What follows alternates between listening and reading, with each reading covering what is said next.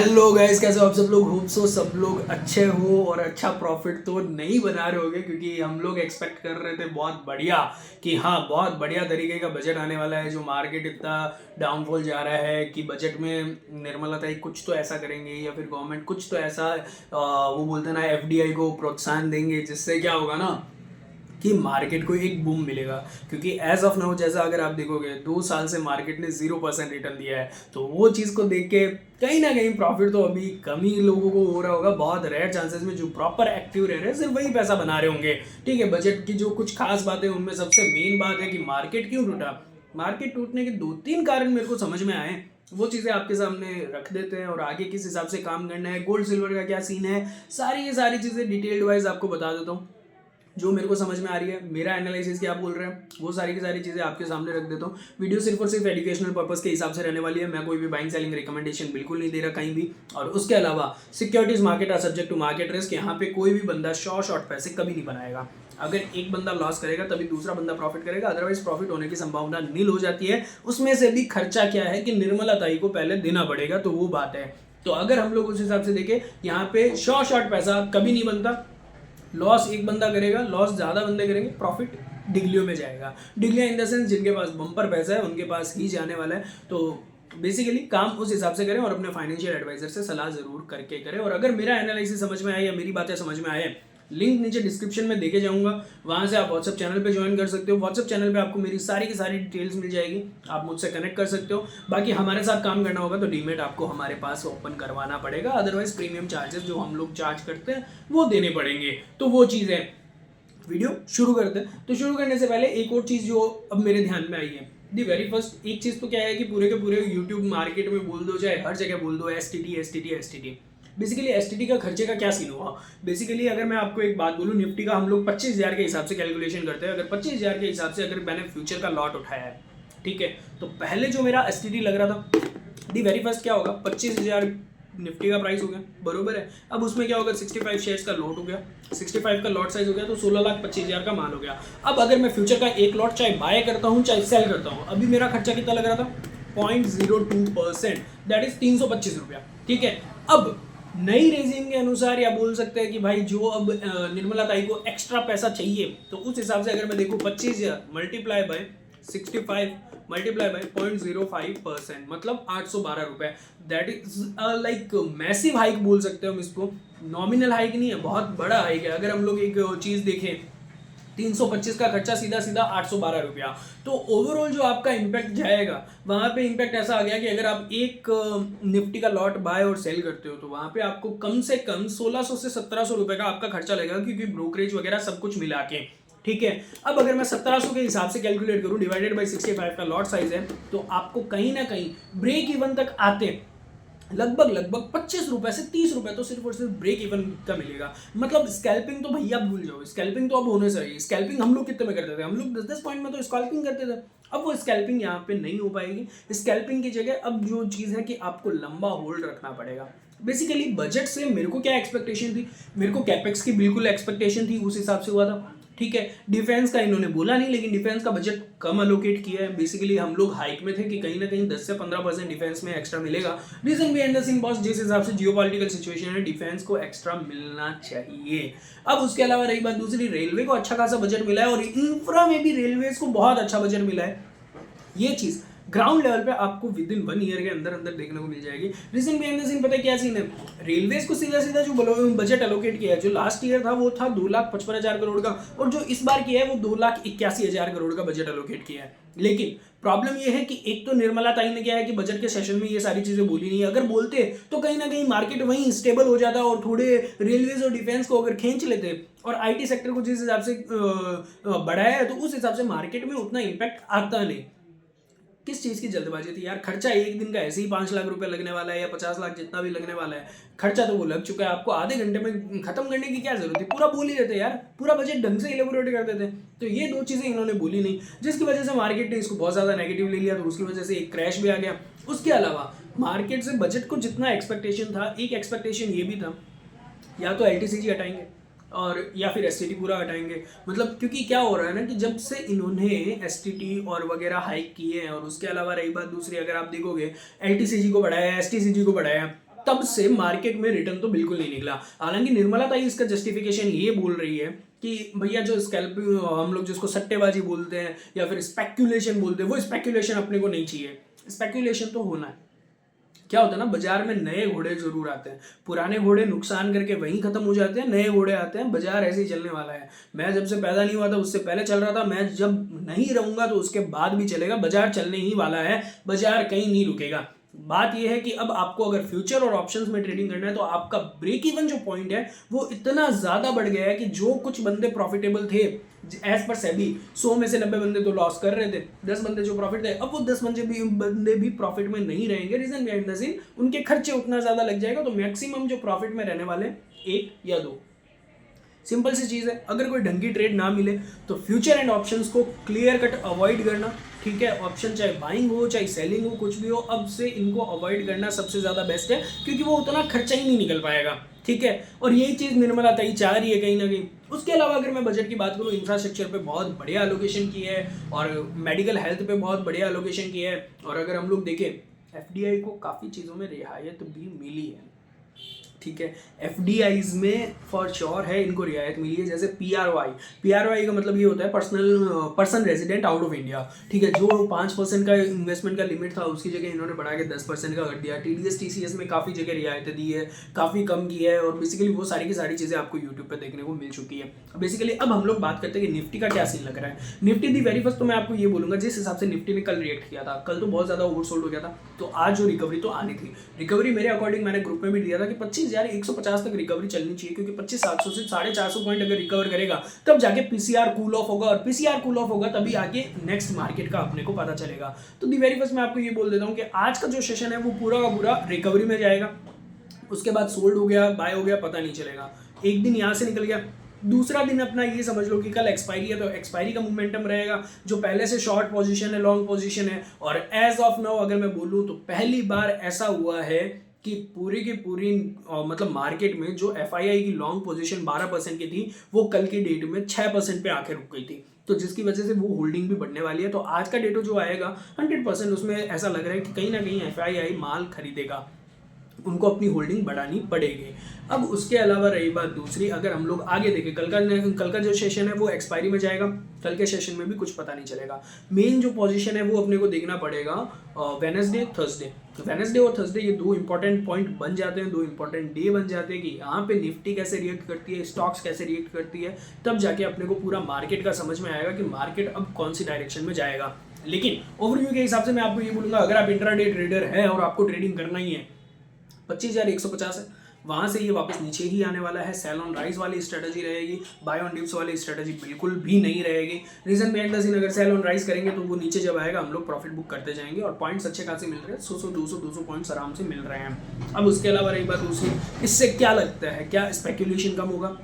नहीं होगा, लोग वैसे ही नुकसान करेंगे। कोई 10% का अगर डिक्रीज हो गया तो वो जरूर होगा, लेकिन एक चीज़ फॉर श्योर है, ब्रोकरेज और कैपिटल मार्केट्स यहाँ से वाइप आउट होने वाले हैं। उसके अलावा रही बात दूसरी, बजट में MSMEs को बहुत बढ़िया प्रोत्साहन दिया है और उसके हिसाब से फाइनेंस को एलोकेट किया। तो बेसिकली एक चीज़ समझ में आ रही है, भैया चाहे कितना ही नुकसान कर लेना, ठीक है, कैश की शॉर्टेज आपके पास नहीं होने वाली, इतना भयंकर लोन मिलने वाला है, ठीक है। उसके अलावा रही बात दूसरी, कैपेक्स में जितना इंक्रीज किया, बोला ही सिर्फ कैपेक्स का था, और तो कोई चीज का बोला ही नहीं था। पिछली बार भी 11 लाख करोड़ एलोकेट किया था, लेकिन पिछली बार उतना बोला नहीं था। बजट सेशन में आपका ये काम है कि आप एटलीस्ट पूरी चीजें समझाओगे तो सही, लेकिन वो नहीं समझाने की वजह से एक बार संडे को भी जितने भी इन्वेस्टर्स थे सबका पैसा वाइप आउट हो चुका है, चाहे इन्वेस्टर्स हो चाहे ट्रेडर हो। अब रही बात दूसरी, लॉन्ग टर्म में मैं मार्केट को कैसे देख रहा हूँ एज ऑफ नाउ, जब तक स्थिति पूरी की पूरी क्लियर नहीं हो जाती तब तक तो मैं ये देख रहा हूँ कि ये साल पूरा फिर से गया, बेसिकली कोई नॉमिनल रिटर्न आनी चाहिए। और अगर मार्केट का सेंटीमेंट सही हो जाए तो फॉर श्योर है कि निफ्टी को मैं फिर स्टिल चार्ट पैटर्न के हिसाब से 24,100 के बाद या 24,400 तक नीचे आए,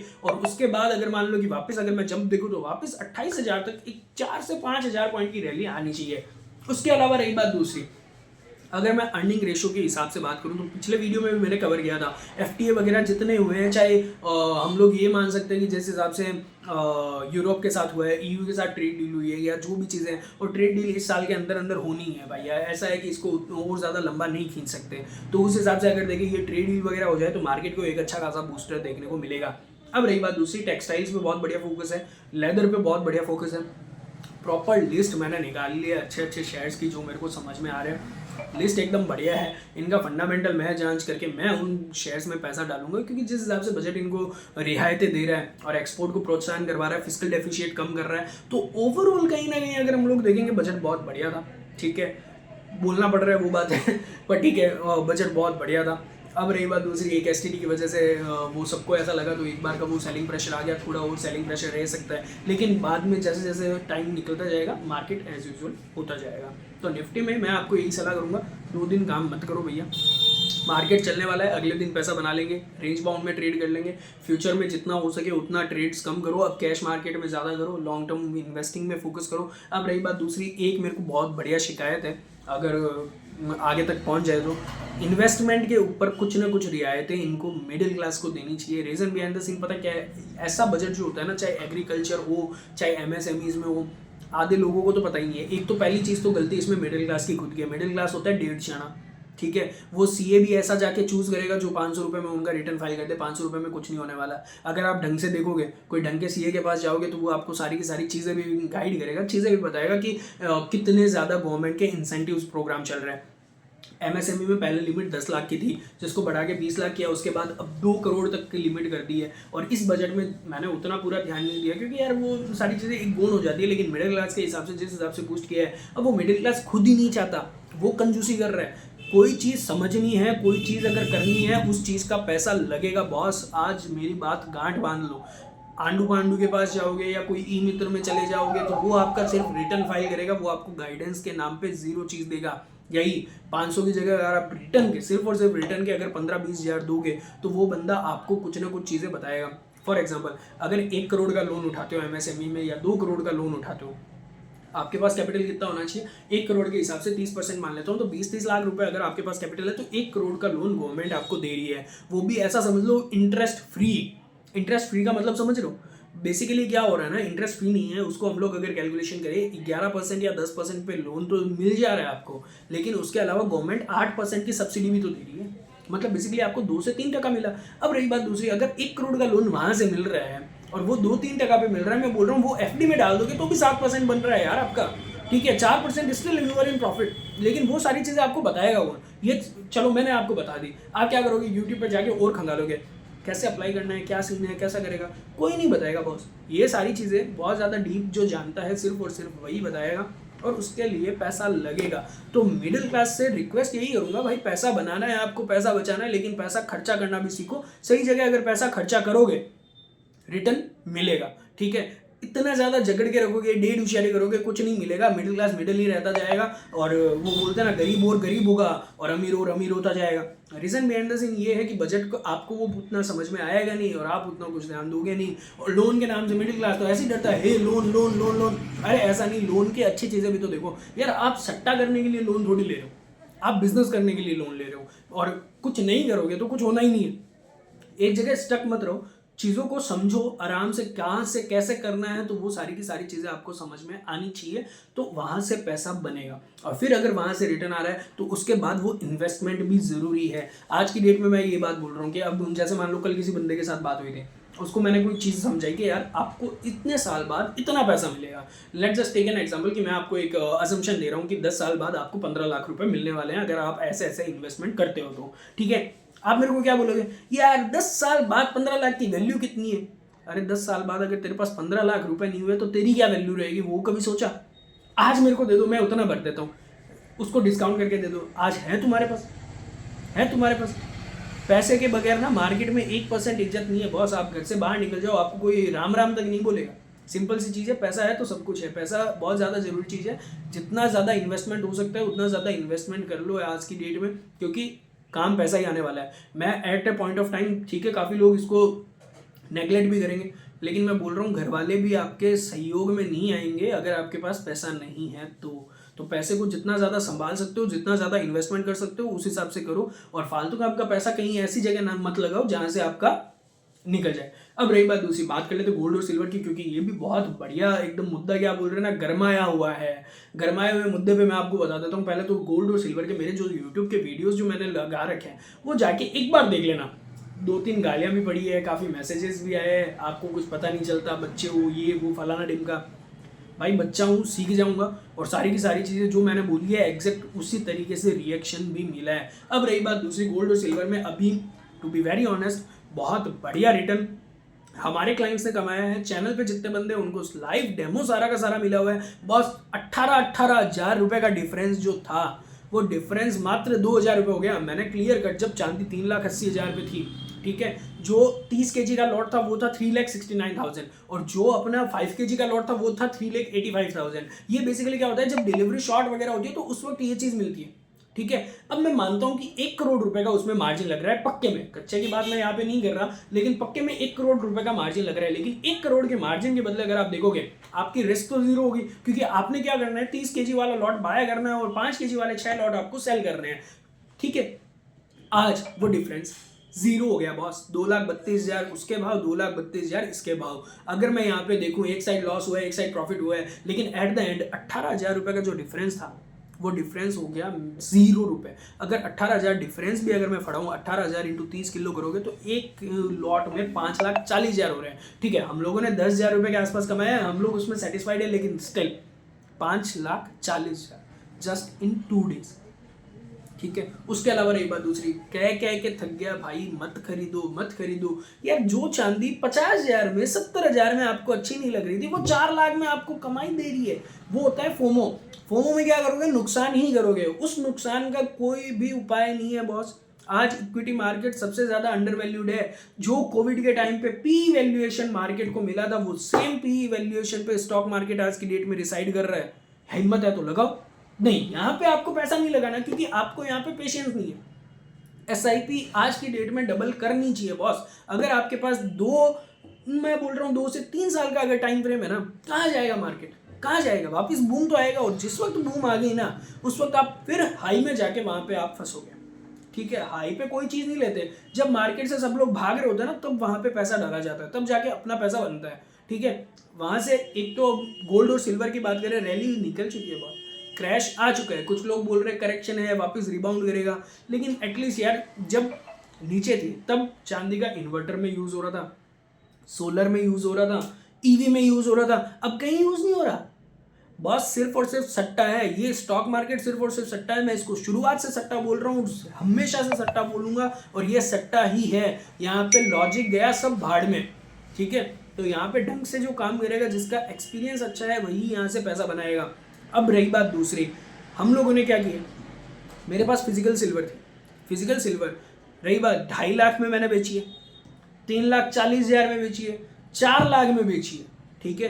बेच दी, कोई दिक्कत नहीं है। अब जब वापस नीचे आ चुकी है, आज की डेट में अगर भाव देखोगे 2,28,000 है। हाजिर और फ्यूचर में मतलब फिजिकल डिलीवरी और फ्यूचर के कॉन्ट्रैक्ट में थोड़ा डिफरेंस है, कोई इशू वाली चीज़ नहीं है, 1% भी इशू नहीं है मेरे को। जब भाव सेटल होगा तब मैं वापस कवर कर लूंगा। Already I am in profits, ठीक है, अच्छे खासे लेवल पे प्रॉफिट में हूँ। और वो सारी की सारी चीज़ तभी हो रही है जब आप लोग बाइंग करने जा रहे हो और मैं सेलिंग करने जा रहा हूँ। अब क्या करना है गोल्ड और सिल्वर में, मैं आपको लिटरली बता देता हूँ। शांति से कोराम देखते रहो। बहुत बड़े बड़े लोगों के नाम आ रहे हैं कि इन्होंने इतना घाटा किया, उतना घाटा किया। अभी जलती हुई आग में कभी अगर आप घुसोगे तो वो आग आपको जलाएगी। इस जलती हुई आग से दूर रहो, वो गर्माहट से दूर रहो, दूर से देख के मजे लो कि यार कितनी बढ़िया आग लगी हुई है इसमें। अब अगर उस हिसाब से हम लोग अगर आगे देखते हैं, अभी एज ऑफ नाउ कोई काम नहीं करना, लेकिन अगर आपको बाइंग करने की इच्छा है तो एक लेवल्स के हिसाब से बता देता हूँ। जब अभी अगर आपको 10 kg खरीदना है, 2 kg खरीदो, ठीक है। उसके बाद जब ये वापस नीचे आए, 1.5 लाख के आसपास आए या 1,25,000 के आसपास आए, उस वक्त आपको फिर से 2 kg बाई करना है, ताकि आपका माल हो गया 4 kg और उस हिसाब से आपका एवरेज कॉस्ट हो गया। और अब जब सेकंड बाइंग कर दी, फिर भाव स्टेबल होने दो, उसके बाद ही बाइंग करेंगे। या अदरवाइज और ज़्यादा नीचे जाता है तो 70,000 के आसपास फिर से 2 kg बाई करो। और 70,000 से भी अगर नीचे चले जाता है तो एक बार इसको होल्ड रखो, कहाँ तक जाके ये भाव सेटल होगा, उसके बाद हम लोग फिर से बाइंग करेंगे। और बाइंग करके हाजिर में हमारे पास माल पड़ा है, फ्यूचर के कॉन्ट्रैक्ट है, एमसीएक्स में शॉर्ट मारेंगे, 100% शॉर्ट मारेंगे, क्योंकि बदला अपने को वहीं से मिलेगा और कहीं से नहीं मिलने वाला। तो बेसिकली सिल्वर में ये सीन है, गोल्ड। और अब जो मेरे टारगेट है वो और बता देता हूँ। अगर आप चार्ट देखोगे 1 दिन के टाइम फ्रेम पे या 4 घंटे के टाइम फ्रेम पे, आपको 2 जगह गैप दिखेगा। गोल्ड में दिखेगा 1,20,000 के आसपास, और सिल्वर में दिखेगा 1,20,000 के आसपास, और गोल्ड में दिखेगा 90,000 के आसपास। तो बेसिकली मेरे टारगेट शुरुआत से वही थे, आज भी मेरे टारगेट वही है एक बार वो लेवल मेरे को दिखने को मिले उसके बाद ही मैं फ्रेश पोजीशन बनाने की मूड में हूँ, अदरवाइज नहीं। और अगर मेरे को बाइंग करनी है तो बाइंग का लेवल मैंने आपको फिजिकली बता दिया है, और फ्यूचर का कंटेंट जिस हिसाब से रिएक्ट करता है वापस चेक कर लेना, यही सारी चीज़ें मिलेगी आपको। इसके अलावा और कोई अगर टॉपिक आपको, हाँ एक टॉपिक ज़्यादा रिक्वेस्ट आ रही है आरवीएनएल के ऊपर कि आरवीएनएल का क्या सीन है बॉस। बस आरवीएनएल में तगड़ा सीन है। अगर आप पीसीआर देखोगे, पीसीआर है 0.24 का, 0.24 का मतलब ये हो गया कि बहुत ज़्यादा ओवरसोल्ड टेरिटरी में है। अगर ओवरसोल्ड टेरिटरी में है वापस खरीदारी जरूर आएगी। अब रही बात दूसरी कि आरवीएनएल ऑलरेडी बहुत ज़्यादा हाई पीई वैल्यूएशन पे है, उसको हाई पीई वैल्यूएशन पे रखने वाला अगर हम लोग मार्केट की बात करें, क्यों रखा हुआ है, रीजन बिहाइंड द सीन, इस कंपनी के हाथ में ऑर्डर बुक है। ऑर्डर बुक 90,000 करोड़ की है। अब अपने को क्या देखना है, प्रॉफिट मार्जिन। अगर प्रॉफिट मार्जिन वहाँ से बढ़ रहा है, सेल तो नो डाउट बढ़ेगी। अगर प्रॉफिट मार्जिन बढ़ रहा है तो ये स्टॉक बूम मारेगा। 5 तारीख को रिजल्ट है इसका। ओवरसोल्ड है तो रिकवरी आनी है, और ओवरसोल्ड की टेरिटरी में जो रिकवरी भी आएगी वो रिकवरी भी इसको 360 तक ले जाएगी। अब रही बात दूसरी, फ्यूचर और डिलीवरी में डिफरेंस है। फ्यूचर का कल तो अगर मतलब डिफरेंस देखते 50 रुपये का डिफरेंस बढ़ गया था। 50 रुपये का जो डिफरेंस है ना, उसको खाओ, मज़े करो। अब वो खाने कैसे, वो सारी की सारी चीज़ें प्रीमियम चैनल पे मिलेगी आपको। और 50 रुपये अगर आप फ्यूचर के जो डिफरेंस है वही अगर खा लेते हो तो 50 × 1525 करोगे ना, तो भी आपका रुपये कितना बन रहा है। 50 × 1525 अगर मैं देखूँ 76,250 रुपये का सीधा सीधा प्रॉफिट मेरे को यहाँ पे दिख रहा है। और ये डिफरेंस मैं खाऊंगा और सारे इन्वेस्टर्स को खिलाऊंगा भी। तो वो चीज़ है, उस हिसाब से काम करो, बड़ा मजा आएगा। रही बात दूसरी, आईटी पे बहुत बढ़िया एलोकेशन मिला है, तो आईटी को फोकस में रखना, रडार में रखना। बाइंग ऑन डिप्स की स्ट्रेटेजी रहने वाली है आईटी पे बेसिकली अगर हम लोग देखें, विप्रो हो गया, टीसीएस हो गया, काइनीज टेक्नोलॉजी हो गया, उसके अलावा एचसीएल टेक हो गया, टेक महिंद्रा हो गया, क्योंकि हर चीज़ में ऑटोमेशन, क्योंकि गवर्नमेंट का बजट आज की डेट में पेंशन में बहुत ज़्यादा जा रहा है और उसको ये लोग कन्वर्ट करके ऑटोमेशन पे जा रहे हैं। ऑटोमेशन में अगर पैसा लगेगा वो ये 1 टाइम का लगने वाला है, उसके बाद रेगुलर नहीं लगने वाला, कोई पेंशन नहीं जाएगी, कोई ग्रेचुइटी नहीं जाएगी। समझ में आई चीज़ें। उसके अलावा रही बात दूसरा जो सेक्टर है डेटा सेंटर, कब से बोल रहा हूँ, शुरुआत से बोल रहा हूँ, आज भी बोल रहा हूँ, फिर भी बोलता रहूँगा, डेटा सेंटर बहुत बढ़िया स्कोप है।